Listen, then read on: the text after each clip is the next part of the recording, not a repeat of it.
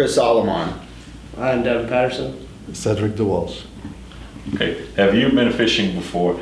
I know as a kid I went fishing many times with my family, friends, whether it be on the weekend or during the week after school for a nice evening. Well, as many of you have, I'm sure. Let's move on. The ocean is like a checking account where everybody withdraws but nobody makes a deposit. This quote by Enrique Sola is a recap from last week. We talked about the CCA and their conservation efforts to our world's oceans. Before we continue with my speech, I'm going to give you today's sources. First, we have AZ Quotes, Texas Parks and Wildlife, ABC.net, Yahoo.com, New York Times, and the StCroixSource.com. Now, my name is Christopher Ford. I'm going to talk to you about a problem and a solution today. The problem, gill nets. Fishermen who use gill nets are catching more fish than they should and are destroying many marine environments. The solution. The solution is stronger crackdown regulations and ultimately banning the gill nets. Now, before we go into the solution, let's look deeper into the problem.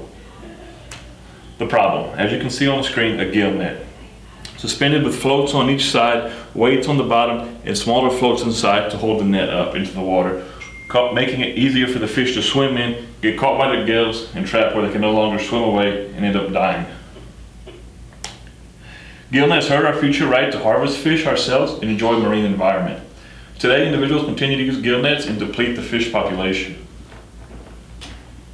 With more than a month left in 2012, state game wardens already are locking a record number of seizures and increased uses of gill nets.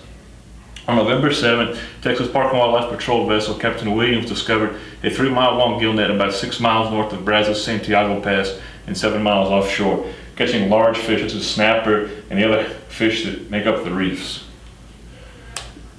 Increased use of gill nets equals less fish for future. This is not only occurring in the United States, but on a global scale as well. I have an example here from Australia. Dozens of dead fish were found trapped in the nets, including a 12-kilogram protected lungfish. This is an endangered species, according to ABC in Australia, that these gill nets are capturing the lungfish, which is already an endangered species, such as fish we have here, that need to be stopped. Gill nets, a growing threat. So we know the least amount of fish being caught by the gill nets is approximately 194,000 pounds per year. This is on the low side, the upside being anywhere north. What about other marine life? We know the fish are being caught, but what about other marine life such as birds, dolphins, sea lions? Well, let's look at some sea lions. These 4 sea lions off the coast of California were caught in a gill net, of course, drowned.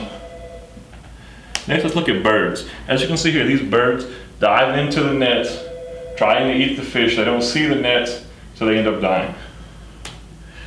Fishing vessels that deploy gill nets snare and drown at least 400,000 seabirds every year. An actual figure could be considerably higher. And I would say that the reason for this is the birds see the fish, they dive in and get caught in the monofilament of the nets. They cannot see it, and they get trapped and eventually die due to starvation. Personal gain. All the illegal fishing devices are believed to be used by fishermen for commercial use. They come in such as, we have some videos just from La Playa, Baghdad, Mexico, 9 miles south of the Rio Grande. They come into the Texas waters, deploy these nets, take their catches back to Mexico and sell them. Sharks are the most common target of these vessels. Sharks, they use the fins, they use the meat. It's very popular in Japan. And this is all taken from Texas Parks and Wildlife. With this, we must now turn to what has been implemented and what can be implemented in order to stop the abuse caused by gill nets in order to sustain a positive fish population for the future. Worldwide fine system. Currently there's a fine system in place, but it's like a slap on the wrist. Get a small fine, go on, do it again. Actual being arrested and sentenced to jail is very rare in certain circumstances, as you can see here by the Parks and Wildlife. Other practices, such as this in St. LaCroix, they banned gill nets and implemented a buyback system in which individuals who turned in their nets received a compensation in order to purchase other devices to use for fishing. It's taken from StCroixSource.com. With a fine and jail system reward program and limiting the size of the fishermen's nets, I'm not saying limit the size, I'm talking about limiting the size of the mesh in the net. Larger mesh will allow for smaller fish to swim through the net and not become trapped so they can live, and the fishermen will only be able to catch the larger fish, which they want anyway, to bring their large source of money.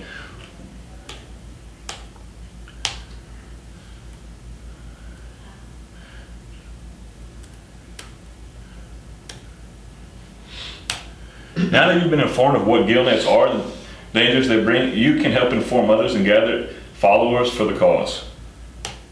I hope you see the harm and danger caused by using gill nets and realize that we can fix the problem by limiting the use of nets and cracking down on abusers.